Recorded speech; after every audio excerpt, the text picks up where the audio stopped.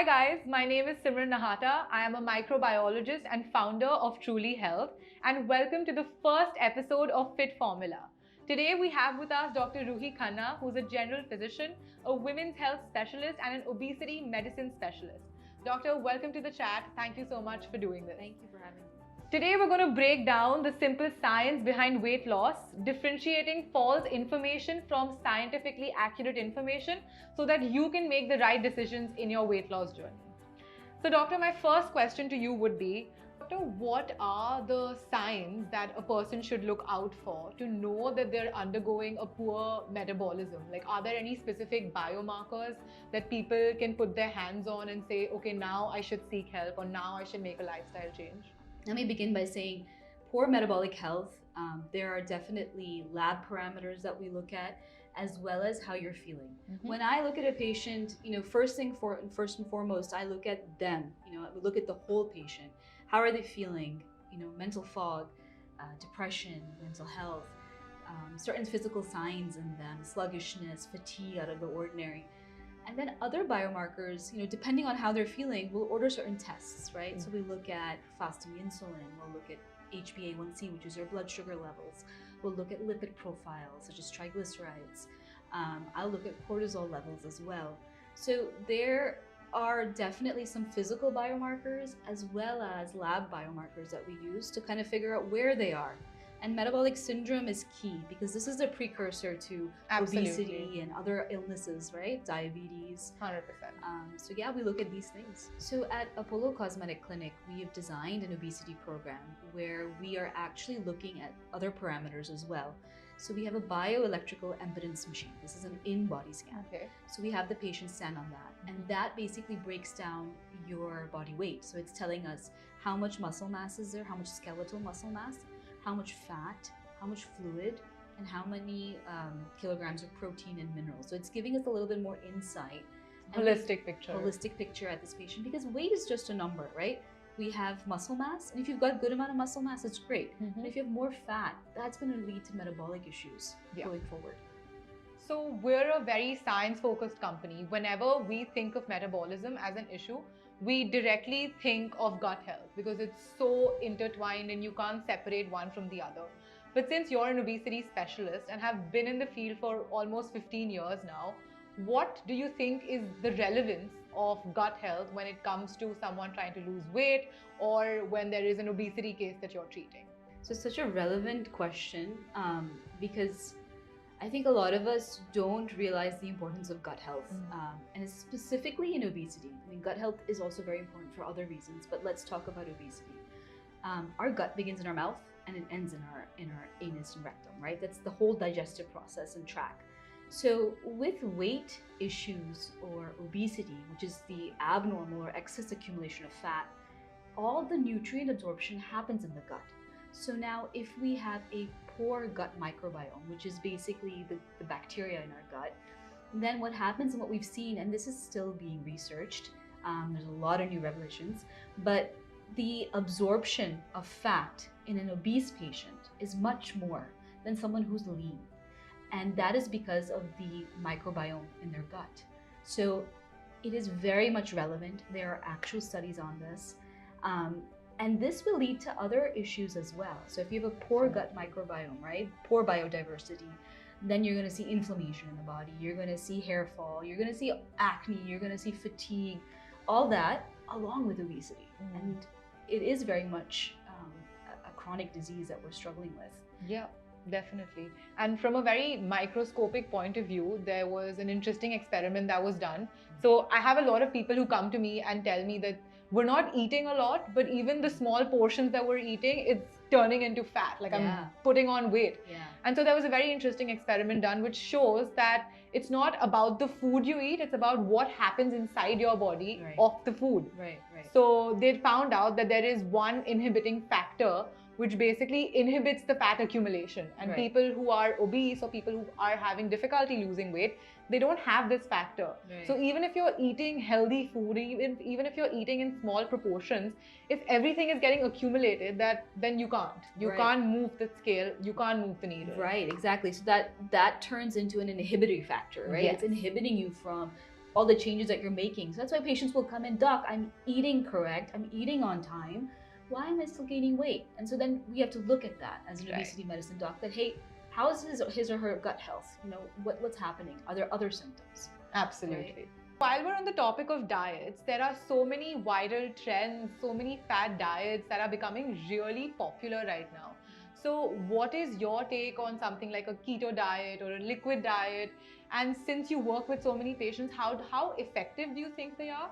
And moreover, how sustainable are their results? Because that is where we need to focus on really. So, what is your take on that? So, Simran, great question. I am not an advocate for diets. I don't believe in diets. These are what they are, fads, like you said. They're fad diets. The key is that we want to find balance in whatever we do. So, you know, you bring up a very valid point. Hey, doc, I do keto, I do liquid, you know, I follow paleo.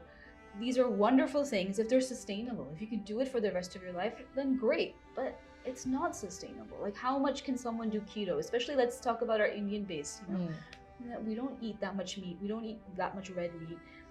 So it's not very sustainable, and then also it leads to micronutrient deficiencies as well. So if it's sustainable, then great. It's a nutrition plan that we want to do, and we want to find balance. I think that's what's key here, and that's what's going to prevent the individual from yo-yo dieting, which is losing weight, then gaining weight, losing weight, and we don't want to do that. We want to sustain it, we want to keep it off. So let's look at balance. I think that's number one. Absolutely. So interestingly, some surveys have found out that most of these diets, these new age trendy diets, are being tried by women, and specifically women over the age of 40. Now, we all know how a woman's body changes as they age, and the closer they reach to menopause, the weighing scale can start looking really scary. And since you've worked with so many women, what trends do you see with menopausal or perimenopausal women? So, when we hit perimenopause, Simran, there are changes that happen. And a lot of patients come in saying, doc, you know, I'm eating the same, I'm exercising the same. Why am I noticing this pouch, or why am I gaining weight all of a sudden? So we do go through hormonal changes, right? When we hit perimenopause and menopause, the key is to understand what's happening.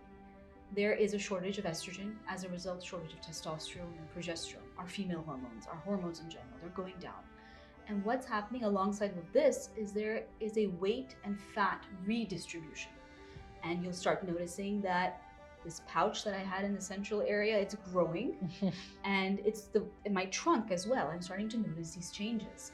So the key point is to understand that these hormonal changes, even though they might be happening, there are things that we can do to prevent that. But understanding and being patient with yourself and your body is key. Definitely. So what are some of the symptoms that women should look out for so that they know that they're going through this phase and that they should make some changes little by little? So a lot of times perimenopausal women and menopausal women will notice, you know, irritability, maybe a change in their menstrual cycle, either it's getting longer, it's getting shorter. They might notice hot flashes, the weight issues. These are key. And then also there are other key points very specific to the female reproductive system, right? They'll notice vaginal dryness, painful intercourse.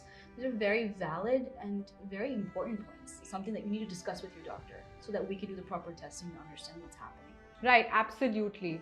So one thing that we did notice in our research, which was the muscle mass, it goes down with age. And that directly contributes to how much fat you're burning, how effectively you're burning your calories.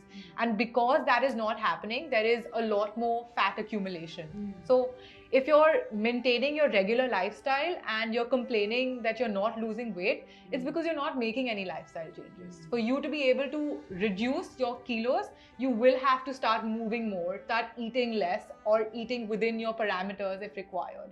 So a lot of women that I have spoken to have somehow made peace with this. They're like, it's too difficult, it's not sustainable, we will live with it. If this is how our body is changing and reacting, we will make peace with it. So what do you think will happen if women do not change, if they don't decide to do anything about this weight gain and just live with it? So what I would tell you is that, listen, again, it's the education aspect, right? Yeah. So what's happening is that as your estrogen levels are going down, you bring up a very valid point that muscle mass is going down because testosterone is going down, right? Right. So what's happening as a result, adipose tissue or fat is accumulating. what you need to understand is that there is subcutaneous fat and there's visceral fat. Visceral fat is the bad fat. That's the one that's surrounding your organs, and it's around your liver, around your intestines, it's around your central area. And what that's doing, it's giving rise to diabetes, heart disease, stroke, and the big C, cancer. So women are more likely to develop uterine cancer, breast cancer, Right. and these can be obesity related as well. So what I would say is, there is an understanding that, hey, these changes will happen, but strength train, change your lifestyle, because this will help in the long term. Don't accept what's happening. Yes, to a certain level, yes, we understand, but the changes you can make can really help you lifelong. Definitely. So the natural question now is, what should women do? What should their next steps be? How should they prevent this from happening so that these symptoms don't exemplify themselves at that massive a rate? So what do you think that they can do immediately? So I think the first thing is to be aware, going in, getting yourself tested, understanding your symptoms, seeking professional help if needed at all. Put yourself first, treat yourself with tender love and care. Be gentle with yourself. That's number one. Number two, I think, focusing on lifestyle is very much key, which a lot of us, male or female, I feel like we don't do. And that is putting yourself first, putting your sleep first, putting your work-life balance first, making a list of priorities, what I need to do. Of course, in this is also nutrition and being physically active. That's also key. Eating appropriately, eating nutrient-dense foods, timing it all out as well. That's essential. And then I think lastly, also focusing on mental health. We take that very lightly. But if you're stressed out, that's when we'll see cortisol levels peak, you're not sleeping, you're gaining weight. So I think that is also very important. Definitely. So, and one aspect that also gets overlooked is the gut health, as we were talking about. So, eating the right foods, incorporating prebiotics and probiotics, I think are very much key. Prebiotics are needed for the probiotic and the microbiome diversity that we need, right, for the less fat absorption and more micronutrient absorption. And I know that you have been working on Truly, which is also a probiotic that's natural, and it helps restore the gut microbiome balance, and also for women's health purposes. So that is a great feature to incorporate as well. But absolutely also seeking that professional help if you need it. Right. So you do mention professional health. A lot of people who are uninitiated, they usually relate professional health to something as extreme as a hormone replacement therapy. So what is your take on that? When do you think those conditions are necessary? For women who are going through menopause or perimenopause, a lot of us doctors were, I feel, undereducated on hormone replacement therapy. There have been a lot of theories about it that, hey, it increases cancer risk, etc. But I find that hormone replacement therapy is very useful for those patients who have really been struggling with their menopausal symptoms. Everyone has a different degree, right? So if you've been suffering, why? We can actually help you through this. So I am an advocate for a woman who is struggling with their symptoms of menopause and perimenopause, where it's really causing interpersonal issues. Their lifestyle is upside down. So I would say consider it, especially if you've tried natural remedies and it hasn't worked. So seek that professional help. Another big thing, is being proactive about your health, like we were saying about menopause and what lifestyle changes, right? So one is, of course, your gut health. One is gaining muscle mass and strength, working out, lifestyle changes, sleeping. Incorporating fiber in your diet is also so important for your gut health. So getting at least 25 grams of fiber daily will help with the gut microbiome diversity as well.